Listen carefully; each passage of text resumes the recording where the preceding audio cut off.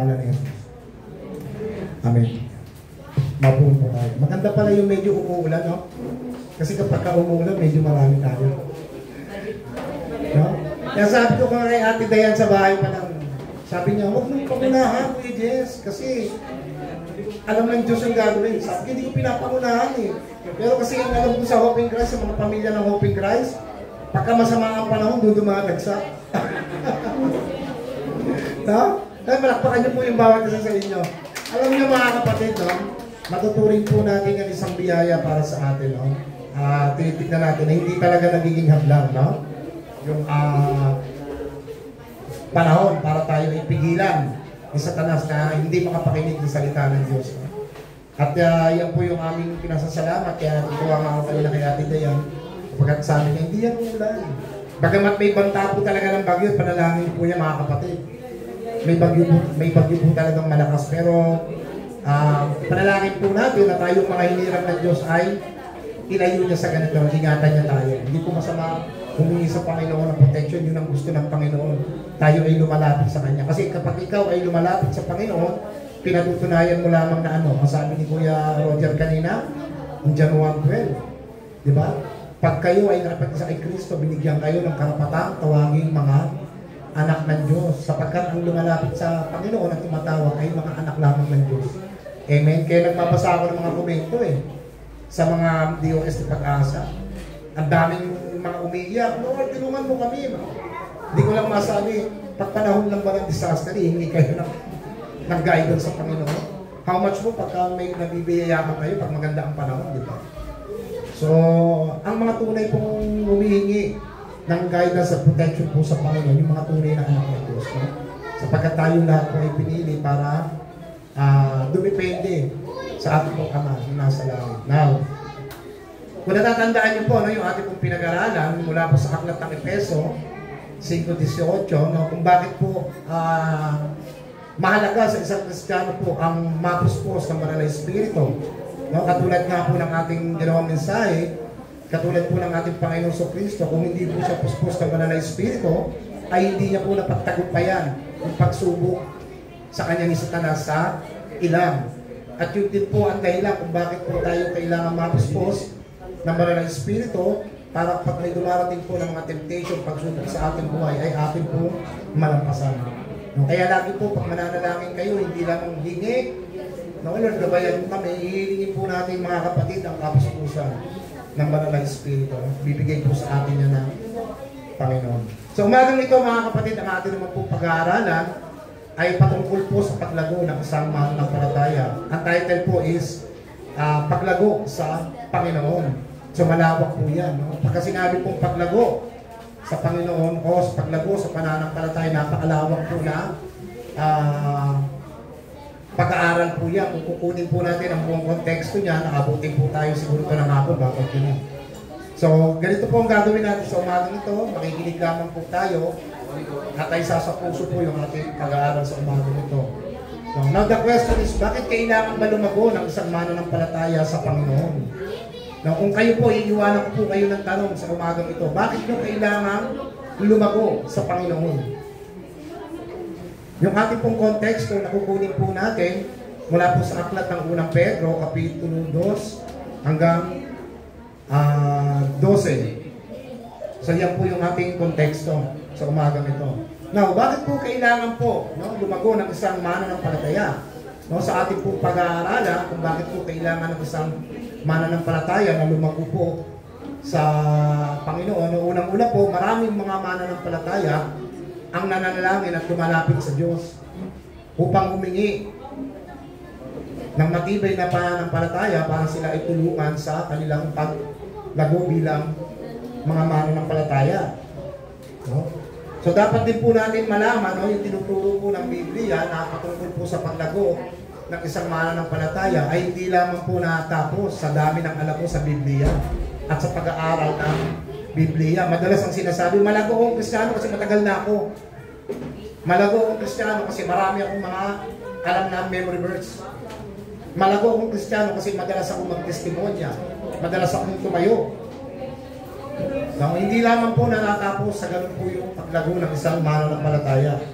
So sa umagang ito, meron po tayong 5 punto na nais kong ibahagi sa inyo kung bakit po kailangan lumago ang isang mananampalataya. So dapat po muna natin malaman ang konteksto po, yung tema po ng unang Pedro, Kapitulo 2 po. Ang konteksto po niya kapag kayan po ay binasa ninyo, yan po ay umumukday po sa uri ng pamumuhay at pag-uugali ng iglesia. Yun po yung konteksto po ng unang Pedro. Now, no, dahil po sa panahon po ni Pedro, ang mga Kristiyano po dyan ay inuusig. No? Meron pong persecution sa kabila po ng kanilang paglakad bilang mga mananampalataya. So meron pong persecution na nangyayari po sa kanila kung bakit po inuusig ang iglesia. At ito po ay pinahihintulutan ng Diyos na usigin ang iglesia para po tayo ay maging matibay at maging malago sa ating pananampalataya. Tandaan po natin, wala akong problema magtatagumpay kapag wala pong pag-uusig. Hindi po tayo magiging matagumpay kung walang mga problema. Hindi po tayo magiging matagumpay kung wala po tayo lahat pinagdaraanan. Tama po? Kung may tagumpay, may problema. Kung may problema, may tagumpay po. No?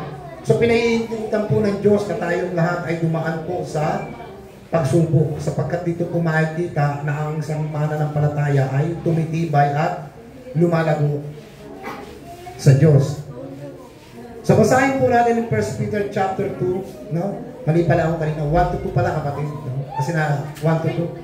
1 Peter chapter 2 verse 1-2. No? Kasi naipagdikit ko na wala yung hyphen eh. Hyphen ba tawag din yung uwi? Tama no, hyphen no? Ayan, sige. Let's begin. Basahin po natin. Actually, itong verses na ito, no? Isa po ito sa mga popular na bersikulo sa Biblia na kung saan po itinuturo ito sa mga bagong mananampalataya. Kapag nagtitake po tayo ng mga discipleship, karamihan po binabanggit din po itong talata na ito, no? So, dito po natin makikita yung bahagi at 5 punto na kung bakit po kailangan lumago ang isang mananampalataya. Dito lang po tayo kukuha ng ating text sa umagang ito. And verse 1, ang sabi po dyan, dahil ipinanganak na kayong muli, talikuran ninyo ang lahat ng uri ng kasamaan, pandaraya, pagkukunwari, pagkainggit, at lahat ng paninirang puri. Gaya ng sanggol na bagong panganak, manabik kayo sa dalisay na gatas na espiritual upang kayo ay upang lumago kayo hanggang makamtan ninyo ang ganap na kaligtasan. So dito makikita po natin, yung sinasabi po ni Pedro, meron po siyang ginamit na element, no? Sa isang Kristiyano.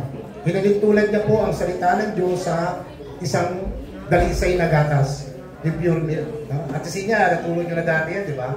Sa mga dati yung hinahawakan na Bible study. Madalas po yung itinuturo sa atin. Di ba? So hinalintulad po yan sa salita ng Diyos. At wala po sa atin sa mundong itong ipinanganak na matanda na. Tama po? Lahat po tayo ipinanganak na bata. Sino ito pinanganak? Malaki na. Wala, di ba? So paglabas po ng bata sa sinapupunan ng kanyang ina, ano po yung unang pinatitikim ng kanyang dedira po? Yung gatas ng ina, dedira po. Tama nga naman kasi doon ang gagaling. You know? So kasi masasabi natin na yun yung unang-unang pinakamaraming protina na pwedeng kunin ng bata. No? Bago siya bumili ng mga dilata. No? Hindi ko sinasabing walang protina yung gatas nang nabibili natin. Pero ang mga nanay, no, ewan ko lang, pero masasabi ng mga nanay sa kanilang mga testimonya na yung gatas na nanggagaling sa amin, isa sa mga puro, dalisay at walang halo. At maraming protina at sustansya pwede makuha ang bata. Amen po? Kaya ang bata po ay lumalaki ng malusog. Wala si Matmat, sayang. Magandang example sa ano. No? Wala si Matmat eh. No? Kasi may mga gatas po na binibili, according to Ate Lynn, na hindi raw iyang si Matmat. Tumitikas daw yung dumi. No, hindi yan eh. So may mga gatas na mura, pero hiyang yung bata. No, hindi pare-parehas. Hindi katulad ng gatas ng ina, walang ganon. No, match na match talaga hanggang sa paglaki ng bata, no? Isa malaki na, gumagatas pa rin sa ina. So yun po yung sa mga example po na ginamit po, no, ni Pedro, na kung atin pong ihimayin at isa sa puso at titikman ko yung salita ng Diyos, ang sabi po ni Pedro, lalago at lalago ang isang mananampalataya. Katulad po ng isang gatas ang salita ng Diyos. Now the question is, ayon po sa unang Pedro, kabanata 2, kapitulo 2, saan po ba patungo ang ating paglago kapag ka po tayo po ay nagpapatuloy? In verse 2, sabi po sa verse 2, kailangan po natin ang gatas na spiritual upang lumago kayo hanggang makamtan ninyo ang ganap na kaligtasan. So ano po ba yung kaligtasan na binabanggit po ni Apostol Pedro sa kanyang pong mga talata? No? So ibig sabihin po mga kapatid, ito po yung patungo ng ating kaligtasan na kapag ka po ang isang Kristiyano o isang tao na nakakilala sa Diyos, nalaman mo ang lalim ng pagkamatay ni Kristo sa krus ng Kalbaryo at ito'y tinanggap mo, pinaniwalaan mo si Jesus Christ sa kanyang pagkamatay. Ibig sabihin po nyon, ang paglago na tinatawag dito ay hindi lang nalaman mo, kung hindi ikaw ay unti-unting nagmamature. Alam niyo po yung nagmamature, yung lumalago ka sa Panginoon, di ba? So hindi lamang dahil marami kang alam na memory verse, kabisado mo yung soul winning, hindi po yun. Ang ibig sabihin po na nagmamature sa Panginoon, ang iyong ugali ay lumalawak. Ang pangunawa mo, lumalawak. Hindi lamang sa loob at sa labas ng simbahan ka lumalawak. Di ba? Kung saan ka dinadala, lumalawak ka. Yun po yung tinatawag na lumalago. Hindi lang dahil marami kang alam sa Biblia. Marami ako napapanood yan ginagawa nga ng debate sa salita ng Diyos No? Walang nagagawang mabuti para sa kanila. Galit kung nakikita sa kanila. Ganun ba yung ugali ng taong lumalago? Ibig sabihin, lumalago yung pangunawa mo. Kapag ka alam mo may problema ka, pag nawalan ka ng trabaho, sino lalapitan mo? Ang Diyos. Nagbabago rin ang ugali mo. Kung dati kang galaw-gaw o ganito, nagmamature ka. Nagbabago ang iyong ugali. Katulad ng isang matanda, pwede pa tayo maglaro dito ng tagong-taguan? Yung laro ng isang bata, hindi pagtatawanan tayo. So dapat nagmamature tayo kung ano yung edad natin, nagpapatuloy po yung ating paglago, pangunawa, pag-uugali, maging sa loob at sa labas ng simbahan, nagmamature at isang mananampalataya. Hindi habang buhay, lagi ka na lang bitbit, no? So yun po yung ibig sabihin nun. Lumalago po yung ating pagkaunawa. So dahil po ang sentro po ng ating pagkakaintindi po sa paglago, ayan po ay nakasentro sa inyong tinanggap na kaligtasan sa ating Panginoong Jesucristo. Doon po yan nakasentro. Now, kung tatanungin po natin sa unang Pedro, ano ba ang image o imahe ng isang taong Kristiyano na lumalago sa ating Panginoong Jesucristo o lumalago sa kanyang pananampalataya? Nabasahin po natin sa unang Pedro, kapitulo 2, versikulo 13 hanggang 15, and 1 Peter chapter 2, verse 13 to 15. Ang sabi po dito, alang-alang sa Panginoon, magpasakop kayo sa lahat ng tagapamahala ng bayan, maging sa emperador na siyang pinakamataas na kapangyarihan, o sa mga gobernador na sinugo ng Diyos upang magparusa sa mga gumagawa ng masama at magpaparangal sa mga gumagawa ng mabuti. And last verse po.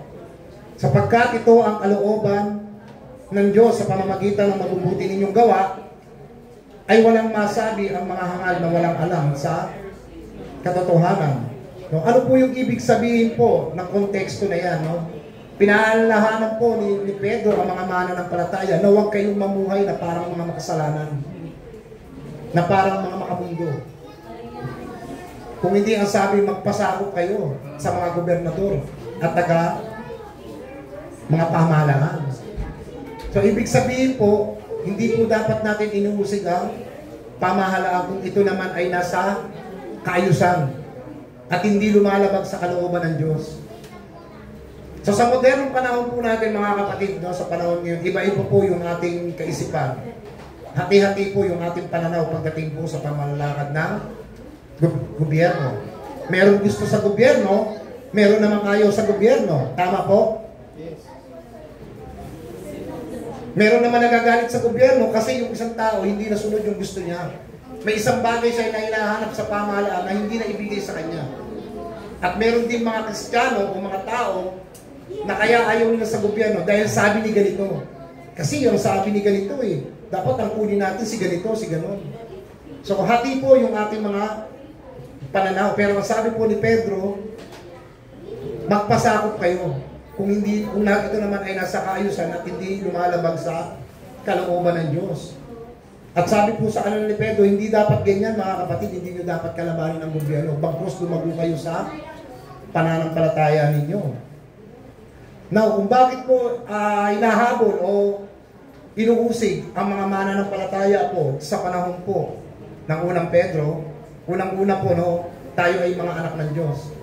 Pangalawa po, may mga Kristiyano po dyan na hinahabol ng gobyerno, inuusig sila because ayaw nilang magpasakop sa gobyerno. Pangalawa, hindi sila nagbabayad ng buwis. Kaya sila hinahabol ng gobyerno, kaya sila inuusig. No? Pero ang sabi ni Pedro, hindi ang kalooban ng Diyos, mga kapatid. Kailangan ninyong lumago sa pananampalataya. Katulad natin, mga kapatid, dapat lumawak yung pag-unawa natin about the government. Bilang mga Kristiyano, hindi tayo dapat, punta tayo doon. Tayo ay mag-aklas. No, pwede po mag-gather ng mga mananampalataya sa isang lugar, kung tutusin, pero hindi para magdeklara ng galit. Kung hindi mamagitan sa panalangin, Lord, tulungan mo kami na maging maayos ang aming gobyerno. Kasi po, pag tayo po ay nakisawsaw sa mga ganong klaseng sitwasyon, lalo na yung mga kakaliwa matawag doon. Diba? Meron yung isang gobernador na nagsabi, hindi na to yung kayong mga kabataan, wala na kayong makukuha sa hinahanap pag hindi kayo nagrally. Kaya kayong mga magulang, papuntahin ninyo yung mga anak ninyo. Tama yung pananaw niya eh.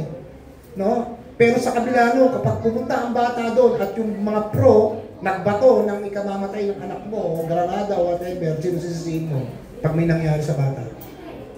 Ikaw. Kasi pinayagan mo yung anak mo. So ano yung gustong paratingin dito sa atin ng Panginoon? Tayong mga mananampalataya, mga kapatid, habang lumalago po tayo sa pananampalataya sa Panginoon, lumalawak din po yung pangunawa natin. Hindi lamang sa salita ng Diyos, kung hindi maging sa gobyerno. Kasi biblical eh. Ang sabi ni Pedro, magpasakop kayo sa mga gobernador at pamahalaan. At kaya sila inuusig na dito dahil ayaw nilang magpasakop at hindi sila nagbabayad ng buwis. Kaya ang sabi, hindi ganyan dapat ang ugali ninyo. Magpasakop kayo, dapat kayong lumago sa inyong pananampalataya. So ano bang ibig sabihin ng paglago? Sa unang Pedro, no? So ang sabi po ni Pedro diyan, kayong mga mananampalataya, hindi kayo dapat mamuhay na parang mga dayuhan. Basahin po natin ang 1 Peter chapter 2, verse 11 to 12. Mga minamahal, kayong mga dayuhan lamang dito sa mundo. Kaya nakikiusap ako sa inyo, talikuran na ninyo ang masamang pagnanasa ng inyong katawan na nakikipaglaban sa inyong espiritu. Sa lahat ng oras, ipakita ninyo sa mga taong hindi kumikilala sa Diyos ang matuwid ninyong pamumuhay. Kahit paratangan nila kayo na ngayon ng masama, sa bandang uli ay makita nila ang kabutihan na ginagawa ninyo. Katutuwaltiin nila ang Diyos sa araw na pagdating niya. So makikita po natin dito, no, ibig sabihin po, no, na ang isang Kristiyano po ay lumalago sa kaligtasan, no, o sa pananampalataya. Ang sabi po, talikuran na ninyo, no, ang masamang nais ng inyong laman, no. So dito lang po ba nakatapos yun? Sinasabi ng Biblia na tayo ay lumago, diba? Katalikuran yung ating mga kasalanan. So sa umaga ito, pagpapatuloy po natin, no? Meron po akong 5 punto na kung bahagi mo sa inyo sa konteksto po ng ating pag-aaralan. 5 bagay kung bakit po kailangan lumago ang isang mananampalataya. No? Kasi po unang-una kung bakit po kailangan ibahagi sa inyo yung 5 punto na to. Kasi po ang isang mananampalatayang lumalago po sa Panginoon ay may kinalaman po sa tinatawag na eschatological o yung tinatawag nating huling araw, in the last days. Yung inyong pupuntahan. Naalala niyo, di ba, pinag-aralan natin in the last days, di ba? So marami po tayong ibinahagi sa inyo dyan. So kailangan po lumago sa Panginoon ang isang mananampalataya dahil may kinalaman po ito sa inyong pupuntahan. No? Meron po kinalaman sa mga huling araw. Nabuksan po natin po, no, sa Salmo, sa iba pong aklat, no? Awit po yan, no? Pwede, no? Sa iba po Salmo, sa ESND. In chapter 1, verse 1 to 16, ito po yung sabi po na may akda ng Salmo. Pinagpala ang taong hindi namumuhay ayon sa payo ng masamang sama-sama sumusunod sa maling halimbawa ng mga kasalanan at hindi nakikisama sa mga taong mapangutya. In verse 2, sa halip ay nagagalak siyang sumunod sa mga aral mula sa Panginoon at kanyang pinagbubulay-bulayan ang mga ito araw at gabi. Siya'y katulad ng isang punong kahoy na itinanim sa tabi ng sapa, namumunga sa takdang panahon at hindi naralanta ang mga dahon. Magtatagumpay siya sa anumang gagawin niya, which is the believers, di ba? Ngunit iba ang taong masama, sila tulad ng ipa na tinatangay ng hangin. No, sino yung binabanggit dito? Sa araw ng paghatol, sila parurusahan at iiwalay sa matuwid, sapagkat pinapatnubayan ng Panginoon ang matuwid, ngunit ang buhay ng taong masama ay hahantong sa kapahamakan. So in the last days po, no, yung dalawang tao po na binabanggit dito, which is tinanim sa tabi ng sapa, namumunga. Pero yung isang taong masama, ano po sabi doon? Hindi namumunga. Now, bakit po kailangan mamunga ang isang matuwid? No? Ito po yung unang punto na ibibigay ko po sa inyo. Bakit kailangan mamunga ng isang matuwid? Dahil may kinalaman po ito, ang sagot po, dahil may kinalaman po ito sa inyong destiny, sa inyong destination, yung inyong pupuntahan in the last days. So, ibig sabihin po mga kapatid, no, ang taong masama ay hindi namumunga. Ang taong hindi kay Kristo, kahit kailanman ay hindi mamumunga. So, may dalawang tao po lagi na binabanggit yun. Naaalala nyo ba, 3 weeks ago, nung may tinuro ako sa inyo, in the book of Jude, 5 to 16, about the false brethren and judgment. No? Bagamat hindi false teacher ang binabanggit dito, pero ang pamumuhay po ng isang false teacher ay may tuturin po nating masama na katulad ng taong binabanggit dito. Which means, hindi sila ay Kristo. Ano po yung nakalagay sa Jude chapter 1 verse 12? 3 figura ang ginamit po dyan ni Jude. Ang sabi po sa mga taong hindi namumunga, hinalit tulad sila sa isang ulap na walang dalang ulan. At ginamit po yung pangalawang figura dyan na katulad ng isang puno na itananim sa panahon nila pero hindi namumunga. Ang pangatlo, para silang ugat na binunot na talagang patay na. Which means, itong taong masamang ito ay wala pong mabuting gawa sa kanilang buhay. Never po sila magbubunga. Katulad ng binabanggit po sa Salmo. Hindi po magbubunga. So, hindi po pwedeng pagsamahin ang mabuti at ang masama. No? Ngayon, kung hindi namumunga, saan po siya pupunta? That's another question, mga kapatid. Kung babasahin po natin yung Psalms, no, verse 4 and 5, ang sabi po, ngunit iba ang taong masama, sila tulad ng ipa na tinatangay ng hangin. Alam niyo yung ipa? Di ba yung, yan ata yung balat ng bigas, eh, no? Magaan lang yan. Pag tinangay po yan, kahit saan lang pupunta yan. Ganun po sila inambing. Yan verse 5. Sa araw ng paghatol, sila'y parurusahan at ihiwalay sa matutuwid. So, bakit po ihiwalay ang matuwid sa mga masama? No? Bakit po sila ihiwalay, mga kapatid? Kaya nga yung sinabi ko sa inyo, di ba, may kinalaman po ito in eschatology. Eschatological, sa huling araw. Which means, ibig sabihin po, ang mabuti at ang masama po sa araw po ng huling hukuman ng ating Panginoong Kristo, lahat po tayo ay tatayo at haharap po sa harapan ng Diyos. At kapag binuklat po ng Panginoon ng Book of Revelation, pag hindi po nakita ang pangalan ng tao, hindi nakasulat sa aklat ng buhay, doon pa lang magsisimula ang paghihiwalay. Ate JP, nakasulat ang pangalan mo, dito ka. Ikaw na masama, hindi nakasulat, dito ka. Yun po yung ibig sabihin na ihiwalay ang masama at ang mabuti. No? Bakit po kailangan siyang ihiwalay itong mga masama na ito? Dahil nga po ang sabi, ang masama kailanman ay hindi magbubunga ng matuwid. So hindi po pwedeng pagsamahin parang langis sa tubig, hindi pwede. So ganun din po ang mabuti at masama. Hindi po pwedeng pagsamahin. Amen po? Number 2, bakit kailangan lumago ang isang mananampalataya. And number 2, dahil binigyan po tayo ng tinatawag na consisting testimony. Pag sinabi pong consisting testimony, ipinapakita mo yung kabuuan ng iyong pamumuhay bilang tinawag ng Panginoon. No? At ito pong verse na ito, masasabi po natin, isa sa mga magandang awit, no? Mula po sa aklat ng Salmo, chapter 92, verse 12 to 15. Ang sabi po dito, uunlad ang buhay ng matuwid gaya ng palma, at tatatag na parang puno ng sedro na tumutubo sa Lebanon. Para silang mga punong itinanim sa templo ng Panginoon na ating Diyos, na tumutubo ng mayabong. Lumalago at namumunga kahit matanda na. Berdeng-berde ang dahon at nanatiling matatag. Ipinapakita lamang ito ang Panginoon, ang aking batong kanlungan ay matuwid. Sa Kanya'y walang anumang kalikuan na matatagpuan. So ang Psalms 92 po, kung ating po yung babasahin, masabi po natin napakagandang mensahe po niya dahil yan po ay patungkol po sa pagpupuri sa araw po ng pamamahinga. Na kung tawagin natin Sabat na. Sa panahon po nila Haring David. Ang saan po yan po yung kanyang konteksto. Patungkol po yan sa Sabat. So hindi lamang po natatapos ang sabi dyan, hindi lamang po sa kabataan natatapos ang paglago.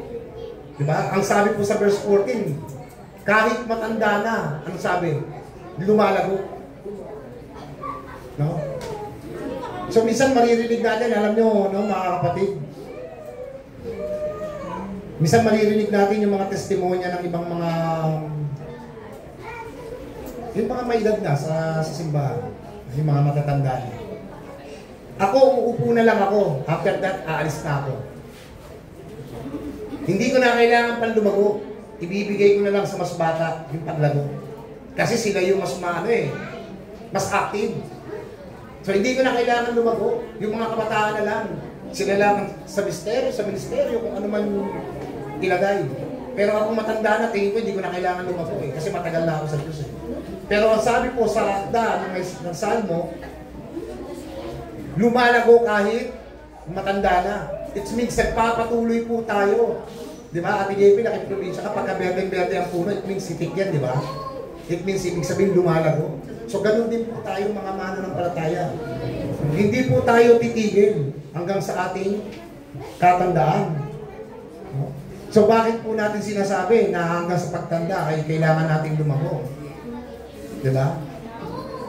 Sa lumang tipan, katulad ni Moses, matanda na siya, pero lumalago, nagpapatuloy, di ba? And ayon po sa mga scholar, na isa sa mga pinakamatandang apostol si Pedro, pero nagpapatuloy na lumago. Si Apostol John, nung isinulat niya ang libro ng pahayag, matanda na rin po siya, di ba? Lumalago. Kaya hindi po natin sabihin ng, matanda na ako hindi ko na kailangan pa lumago. Mga kapatid, that is wrong. Mali po yun. Ang sabi po sa talata, matanda na, lumalago, continuous going. Kung hindi po nakukuha sa matanda, kahit na sabihin mo ikaw ay may kapansanan, nakukuha ka lang, hindi lamang po sa Biblia ang paglago. Sabi ko sa inyo kanina, di ba? Yung lawak ng pag-unawa, pag-uugali, maging sa loob at labas ng iglesia ito, lumalago ka, nag-e-expand ka. No? Hindi wala akong kinalaman ng ministeryo dyan. Maraming mga Kristiyano ang nai-involve sa ganito, pero pag nakita mo yung uri ng pamumuhay nila, hindi ako nagko-condemn o whatever na mga negatibo, pero maraming mga ganyan. Paglabas nila ng simbahan, namumuhay sila ng katulad ng isang hindi mananampalataya.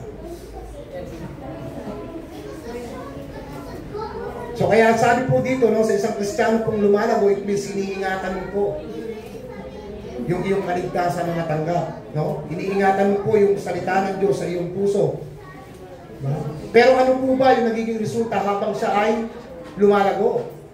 Ano ba yung nagiging result nito? In verse 15, ipinapakita lamang nito ang Panginoon, ang aking batong kanlungan ay matuwid dahil kailangan natin ipakita ang kabutihan ng Diyos sa ating buhay. No? So makikita natin dito yung kabutihan. Kaya nga, di ba, may kinalaman ito sa testimonya mo. Ang pinararating po sa atin dito, mga kapatid, in verse 15, napaka-imposible sa isang mananampalataya, sa tunay na Kristiyano, ha? Remember that, tunay na Kristiyano, na hindi po makita o marinig sa kanyang testimonyang patungkol sa kabutihan ng Diyos. Pag kayo ba naiimbitahan, kumakain sa mga establishmento, may mga kasama kayong mga unbelievers, nakikita ba nila kayo ay nananalangin? Kayo ay nagpapasalamat? No, kami ni Ate Dayan, madalas kami yun. Hindi kami nagtataas ng pagpo, pero yun yung aming buhay. Kahit maraming tao, sige lang. Let's pray. Marami sa mga tao, pagka nagbe-verb na, thank you Lord. Totoo hindi. Yun yung naging nature ng tao eh. Pero bago ka magsimula, nagpapasalamat ka ba? Na ikukwento mo sa ibang tao yung kabutihan ng Diyos sa'yo? Nawalan ako ng trabaho eh. Pero salamat sa Diyos. Nung naalala ko nung isang araw, meron kasi ako nabahagian dyan sa aming kilati, Ate Alma, sa building 50. Sabi ko, sister, 3 weeks na kitang hindi nakikita. Nagkasakit ako, kuya. Matinding karamdaman po ang naranasan ko. Pero alam mo, kuya, purihin ang Diyos, praise God. Bakit? Bakit? Hindi ako pinabayaan ng Diyos. Unbeliever yun. Nashiran lang natin. Hindi natin alam kung sino yung Diyos yung kanyang pinasasalamatan. How much more tayong mga tunay na mananampalataya.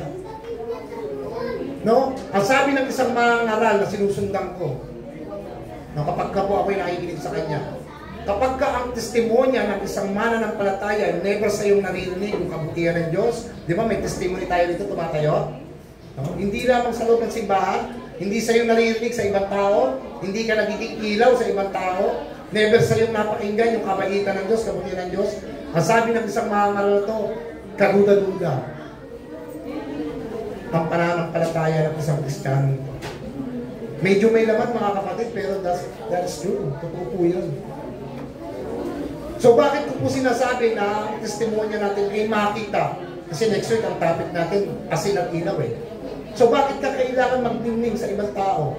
Bakit kailangan marinig sa iyo ang pasasalamat at kabutihan ng Diyos? Kasi po dala-dala natin yung pangalan ni Kristo. Wala na po iba yun na po. Amen po? Yung po bit mo yung pangalan ng Panginoon. At kapag ka never sa iyo naririnig yung kabutihan ng Diyos, magtaka na po tayo niya, magtanong na po tayo mga kapatid. Sabi po ng mga ngaral na po, kaduda-duda yung ganong klase magpapatayan. Diba? Katulad po ng halimbawa ni Haring David, meron pong example niya si Haring David eh. Kahit nung bata pa hanggang sa pagtanda niya. Nabuksan po natin yung Salmo. Verse 37, chapter 37, verse 25. Ito po yung testimonya, no, ni Haring David. Sabi niya, ako'y naging bata at ngayon matanda na, ngunit hindi ko pa nakikita kahit kailanman na matuwid. Ang matuwid ay pinabayaan ng Panginoon. O ang kanyang mga anak ay namalimos ng pagkain. Ito yung kanyang testimonya eh, kanyang awit eh. Siya mismo nagpapatotoo na hindi ako kailanman iiwan ng Diyos. Hindi ako ginutom ng Diyos. Hindi ako napahiya sa Diyos nung ako ay lumapit sa Kanya. Hindi ako pinabayaan ng Diyos. Ganyan ba tayo mga kapatid? Ganyan ba yung sinasabi natin sa ibang tao pagka po tayo nakakasalamuha ng ibang tao na hindi natin kauri ng ating pananampalataya? Diba? Kaya kung mawala naman tayo ng trabaho, nawala yung mga profesyon mo sa buhay mo, Lord, salamat. Kasi bahagi ito ng aking paglago sa iyo. At hindi lamang Panginoon natatapos dito, alam ko papalitan mo ito na mas maganda ka. Diba? Natututo ko tayong dumepende sa Panginoon. So number 3, kailangan natin lumago. O bakit po natin kailangan lumago sa ating pong Panginoon? No? Ito po yung sagot, no? Para po magkaroon po tayo ng tinatawag na discernment. Ano ba sa Tagalog discernment? Pangunawa. No? Pangunawa. So, buksan po natin ang 2 Peter chapter 3 verse 17. No? Ito po yung patungkol po sa pagbabalik ng ating Panginoon sa Kristo. So, So kailangan po natin ng discernment. Sabi dito in verse 17, sa pangalawang Pedro, chapter 3, verse 17 to 18. Mga minamahal, alam na ninyo ito kahit noon pa.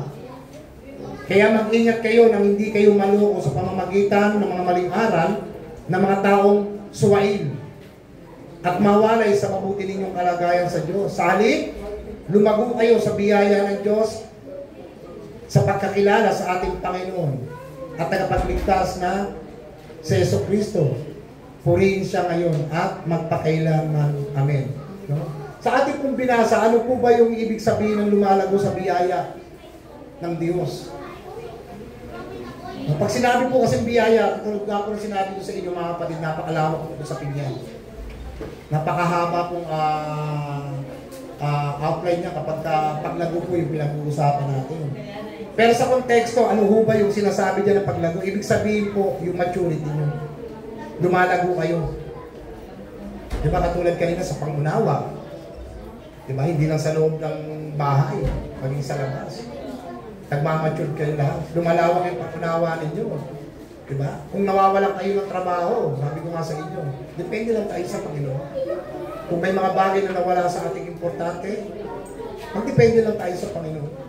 Lapit lang po tayo sa Panginoon. So, ibig sabihin, nagmamature ka. Yung iba, reklamo, no? Ganyan ang nangyayari. Sabi nga niya ni Pedro, lumago kayo sa biyaya, ang kaalaman sa Panginoon Jesucristo. So, bakit po tayo bakit natin kailangan lumago sa kaalaman sa ating Panginoong Jesucristo? Diba? Kasi po yung ating pong binasa, meron po yung kinalaman no, sa mga maling turo.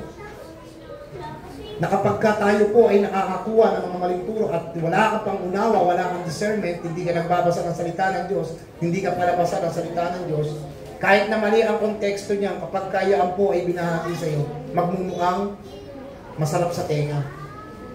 Eh hindi ka palabasa eh. Diba, tinuruan ka ng isang ang ebanghelyo na itinuro. Ang ganda, oo ano. Pero kung ikaw ay palabasa, may discernment ka, malawak ang pag-unawa mo sa salita ng Diyos, kapatid, iba yung sinasabi ng Diyos. Ito yung tama. Hindi ka agad-agad maloloko. No? Yun po ang kahalagan po ng discernment kung bakit kailangan pong lumago ang isang mananampalataya. Kung tatanungin niyo po sa akin, saan po ba Kuya Diyos nakukuha ang discernment? No? So walang iba, siyempre sa gabay ng banal na Espiritu. Kasi siya ang nagbibigay ng gabay sa atin. Di ba, naalala niyo ba? From Genesis chapter 1 to book Revelation 22, ang itinuturo dyan ng ating Panginoong Jesucristo. Siya po yung tinuturo dyan ng banal na Espiritu. At yung itinuturo ng mga propeta ay hindi galing sa mga tao o sa kanilang lang karunungan. Ang sabi doon sa ating binasa, ito ay nanggagaling, 2 Peter din po yan. Ito ay nanggagaling mismo sa gabay ng banal na Espiritu. Kaya kung gusto mo maging malawak, magkaroon ka ng discernment, humingi ka sa Panginoon. Dahil iniwan sa iyo yung banal na Espiritu. Ang sabi ng Panginoon, di ba, sa mga disipulo niyo, iiwan ko sa inyo isang panggabay, ang aking Espiritu. Yung mismong Espiritu ng Diyos, yung gabay ng banal na Espiritu. Yun po ang nagiging gabay sa atin, yung Holy Spirit. So yun po yung ating hihingin sa Panginoon para hindi po tayo madaya. Now, bakit po madalas natin hinihingi ang discernment, mga kapatid, sa tingin nyo lang? Bakit kailangan ng isang Kristiyano ang discernment? Kung kayo po tatanungin, bakit kailangan? Kasi alam nyo kung bakit? Ito yung katotohanan ha. Kaya ibinigay sa atin ni Kristo ang banal na Espiritu kasi po ang mga tao ay madalas madaya. Kung wala kang Holy Spirit, madadaya ka. Yun po ang layunin ni Kristo sa atin. Kaya niya isinugo ang banal na Espiritu para tayong lahat hindi malinlang. Tandaan po natin, wala pong ibang trabaho si Satanas. Isa lamang po ang trabaho niya. Manlinlang, mandaya, manlinlang, mandaya. Wala na pong iba. Kaya kung wala yung banal na Espiritu, wala ka rin discernment. Wala ka rin pangunawa. Yun ang naging dahilan kung bakit kailangan ng mananampalataya ng pangunawa. So, dahil sa gabay ng banal na Espiritu, yun po ang susi sa lahat para hindi po tayo madaya. Maraming naluloko sa panahon natin ngayon, sa modernong panahon. Pagka nagbukas ka ng mga social media mo, maraming nagtuturo dyan. Ingat-ingat po tayo. Kung may discernment kayo, just skip. Pag Pag hindi tinuturo about the Trinity, tatlong Trinity ng Diyos, ano bang klaseng ebanghelyo tinuturo ng mga ngaral na to? Pag hindi nagtuturo yan patungkol sa kaligtasan ng Panginoon o sa Trinidad, just skip nyo na mga kapatid. Kasi may discernment kayo. Pag wala kang discernment, i-share mo pa yan. Pag wala kang pag-unawa, ipopost mo pa yan. Ang ganda ng mensahe, eh hindi naman pala yung tinuturo nila about Jesus Christ. So yun po ang kalagahan po ng discernment sa isang mananampalataya. Number 4, bakit po kailangan lumago ng isang mananampalataya? Sa unang-una po, ibinigay po sa atin ang paglago dahil po tayo ay pinili ng Diyos. You are chosen by God. Hindi ka po magiging malago kung hindi ka Kristiyano. Tandaan po natin mga kapatid. Nung masabi natin isa sa mga magandang verses to, in 2 Peter chapter 1, 5-11. Ang sabi po dito, dahil dito pagsikapan ninyong maidagdag sa pananampalataya ninyo ang kabutihang asal. Sa kabutihang asal ang kaalaman. Kaalaman sa kaalaman ang pagpipigil sa sarili, ang pagtitiis sa pagtitiis ang kabanalan. And verse 7, sa kabanalan ang pag-ibig sa mga kapatid kay Kristo at sa pag-ibig sa mga kapatid kay Kristo, ang pag-ibig sa lahat. Sapagkat kung ang katangian ito ay nasa inyo, lumalago, nagiging makabuluhan at pakinabang ang pagkakilala ninyo sa ating Panginoong Jesucristo. In verse 9, ngunit ang mga nagkukulang sa mga katangian ito ay mga bulag sa katotohanan, nakalimutan na nilang nilinis na sila ng Diyos sa dati nilang mga kasalanan. In verse 10, kaya nga mga minamahal kong mga kapatid kay Kristo, pagsikapan ninyong mapatunayan na tinawag nga kayo at pinili ng Diyos, sapagkat kung gagawin ninyo ang mga bagay na ito, hindi kayo matitiso, kundi buong galak kayong tatanggapin sa walang katapusang kaharian ng ating Panginoong Jesucristo. So dito po makikita natin, napakaganda na sinabi ni Apostol Pablo. So ay ni Apostol Pedro, meron pong 7 bagay na binanggit po dyan si Pedro. So unang-una po, ano pong sabi niya sa mga pinili ng Diyos? Number 1, dapat kayong lumago sa kabutihang asal. Yun yung una niyang ibinahagi po sa ito, sa atin. So ibig sabihin po, pag sinabi pong lumago sa mabuting asal, marunong ka makitungo sa kapwa mananampalataya. Gawin po natin yan mamaya, pagtapos po ng service natin, kamayan natin ang bawat isa. Marami sa simbahan, after ng service, naglalabasan na nagugulihan. Hindi man lang natin kamustahin yung mga kapatiran natin. Di ba? So, mayroon tayong magandang asal. Ganun po, wini-welcome natin yung bawat isa. So, number 2, lumalago din ang kaalaman. So, paano po natin gagamitin ang kaalaman? Ito po sa pamamagitan po ng salita ng Diyos. So, hindi lamang po nakatapos sa John 3:16. Ang kaalaman mo. Ano sabi dito? Kundi lumalago ang kaalaman mo saan daw? Sa karunungan. Meron ka nun. So, hindi lamang John 3:16 lang ang alam mo. Hindi lang ilang verses ang alam mo. So, number 3, pagpipigil sa sarili. O ano pang ibig sabihin ng pagpipigil sa sarili? Yung mga hindi nagpipigil, ano tawag natin sa kanila? Mga immature, di ba? So, kung may pagpipigil ka sa sarili mo, it means you are mature. Nagmamature ka. Naiintindihan mo na yung mga nangyayari sa buhay mo. Hindi ka na yung parang hindi ka lang napansin. Ginawa atin. Napiti ka lang ng konti, ginawa atin. Nababalag sibuyas ka. So bilang mga Kristiyano, lumalawak po yung ating paglago sa Panginoon. Ano man yung mga negatibong nakikita mo, hindi naman ako nakadepende sa iyo, sa Diyos naman. Katulad ng mga bata, di ba? Walang pumipigil dyan eh. Iyak, tawa, laro lang yan eh. Yan ang buhay ng mga bata. Pero tayo mga matatanda bilang mga mature, alam natin yung ating ginagalawan. Subukan mo magtago-taguan at Kuya Reggie, pagtatawanan ka ng tao. Tanda mo na ginagawa mo pa yan. Hindi masama yung gano'n, pero ibig sabihin, hindi yan akma sa isang nagmamature na tao. Di ba? Inilalagay mo yung sarili mo sa paglago mo kung saan ka dapat lumalagay. Number 4, pagtitiis. Binanggit po dyan. masasabi natin is very challenging po sa mga, sa mga mananampalataya yung pagtitiis na sinasabi. Kuya Jess, Pastor Jay, Kuya Roger, hindi ko na kaya yung bunga ng kasama ko, napakaingay. Yung kapitbahay ko, araw at gabi, nagbibidyo ko, napakaingay. Hindi ko na matiis. May mga kapatiran, naklukan ng tigas ng ulo sa church, hindi ma-disiplina. Diyan tayo sinusubok, mga kapatid, it's very challenging No? Pero ang tanong, bakit ka binigyan ng asawa na mabunganga? Bakit ka binigyan ng kapitbahay na maingay? At bakit ka nakikipaghalubilo sa mga kapatiran matitigas ang ulo? Why? Ha? Kasi po mga kapatid, para matutunan natin yung paglago natin, doon tayo ay lumalago, lumalawak po yung ating kaalaman. At the same time, yung buhay mo, maituro mo rin sa kanila. Na maging ganun din kayo katulad ko. Kasi kapag ka nakipag-away kayo sa kanila, ang lalabas, wala kang pinagkaiba sa kanila. Ganun ka rin. Kaya kailangan natin ng pagtitiis, mga kapatid.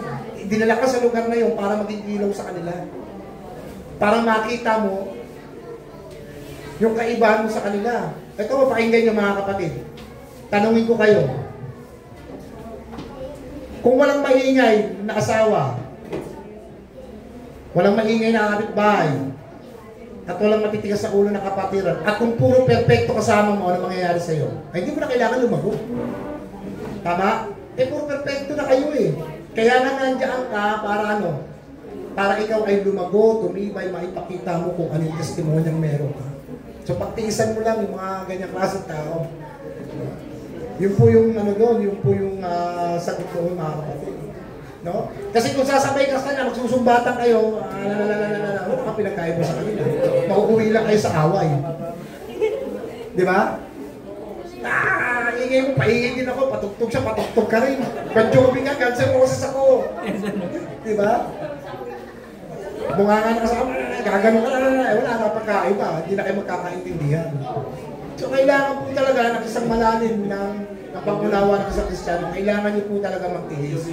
Kasi kaya ka nilagay dyan para may pakita mo yung buhay mo, para tularan ka nila. Yun po yun. Number 5, lumalago sa kabanalan. No? Ano ba yung sinasabi nito na kapag po tayo lumalago sa kabanalan? So hindi nangangahulugan na mas banal ako sa iyo, mas matuwid ako sa iyo, Reggie, Hindi ka pwede makipagsabayan sa akin kasi mas matuwid ako. Yun ba yung sinasabi po sa paglago sa kabanalan? Hindi ako nagkakasala. Palabasa ako ng salita ng Diyos. Lagi ako nasa simbahan. Lagi ako nasa Bible study. So ako ay banal. Ano po yung sinasabi na kabanalan mga kapatid? Yung kabanalan pong binabanggit dito mga kapatid, ito po yung buhay ni Kristo nung siya po ay namumuhay during his time sa lupa. Ano ba ang naging buhay ng ating Panginoon sa Kristo? Kung inyo pong mapapansin, na dapat na maging katulad po natin na mamuhay sa kabanalan. Unang-una, pagpapakumbaba. Sa kabila ng mga persecution ng mga tao sa Kanya, para sa iyo, sa iyo, nagpapakumbaba ang ating Panginoon sa Kristo. May times pa nga na lumalayo na lang siya, ayaw siya pakinggan ng tao Di ba? Pangalawa, nagpapatawad ng kapwa. Di ba? Nandito ang Panginoong Jesucristo, hindi naman para sa mga mabuti. Ang sabi ng Panginoon, naparito ako para sa mga taong makasalanan na magandang magsisi. Yun po yung maging buhay natin, marunong tayo magpatawad. Pangatlo, pinapalakas din ang bawat isa sa iglesia. Hindi ba ganyan ang ginawa ni Cristo sa mga disipulo niya? Hanggang matuto, dinidisipulo niya, di ba? Tinuturuan sila. So, ganoon din po tayo mga kapatid. Inaalam natin ang kalagayang spiritual ng bawat isa sa atin. Di ba? Tanungin kayo, kailan nyo ba na-text? Kailan nyo na-encourage yung mga taong in-invite nyo dati dito? Yung mga kapatiran ninyo dati? Kailan nyo sila pinalakas sa kanilang mga pananampalataya? Diba? Sa kabanalan, ang pag-ibig sa mga kapatid kay Kristo, ito po yung huling-huli, no? So, mahal ba natin ang bawat isa, mga kapatid? Kung mahal natin ang bawat isa, tanungin natin ang ating mga sarili. Kung mahal ko ang kapatid ko, dapat binibisita ko. inaalam ko ang estado ng kanyang pananampalataya, sabay nagkukulang, no? Sa paglago. So dapat po ganun po yung gagawin natin. Kaya nasabi, action much more better. Hindi lamang yung nagsasalita ka, hindi lamang yung nagtitext ka. Kung di ikaw mismo lumalapit ka, ipinapakita mo mismo sa gawa. Ang ating Panginoong Kristo, in John 3:16, hindi lang matapos na yung pinadala ng Diyos. Yung pagmamahal ng Diyos sa atin, kundi pinakita niya sa gawa, sa pamamagitan ng kanyang anak.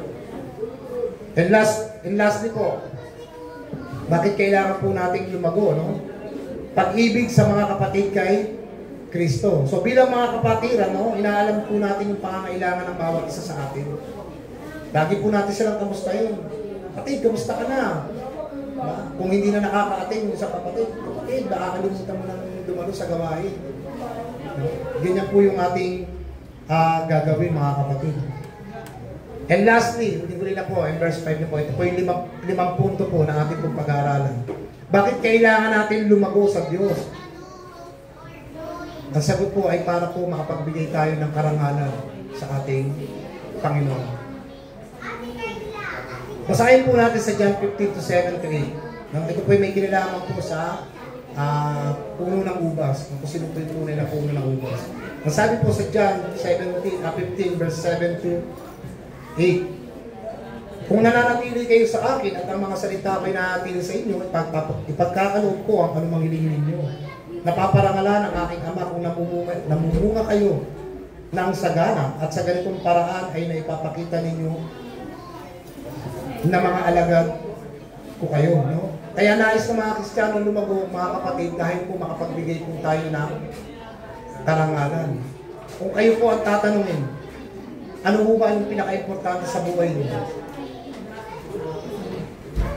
Marami sa atin, family, career, trabaho, anak, di ba? Ganyan din sa atin eh. Pwede hindi kami kakain kapag wala akong trabaho.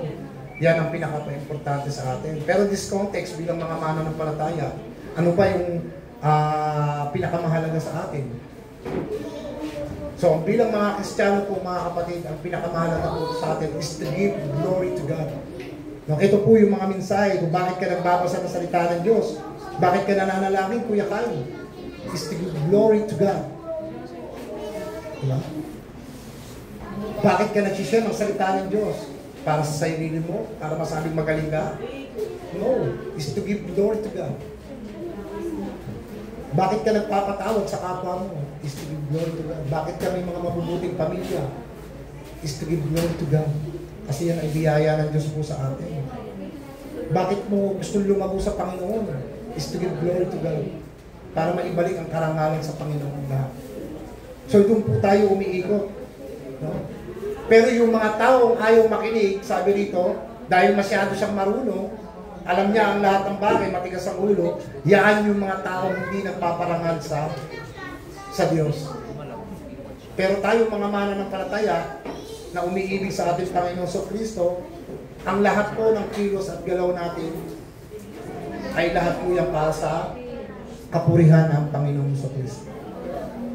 Kaya napaka-importante po sa isang Kristiyano ang lumalago sa ating Panginoon Kristo. And now, last question na ibibigay ko po sa inyo, mga kapatid. Gusto niyo po bang lumago sa Panginoon? Sagot po kayo. Now, kung gusto niyo po yung lumago sa Panginoon at sabi niyo yes, the challenge is you need to transform. Kailangan niyo pong mabago. Kailangan niyo pong magbago. Sabi niyo, di ba yes?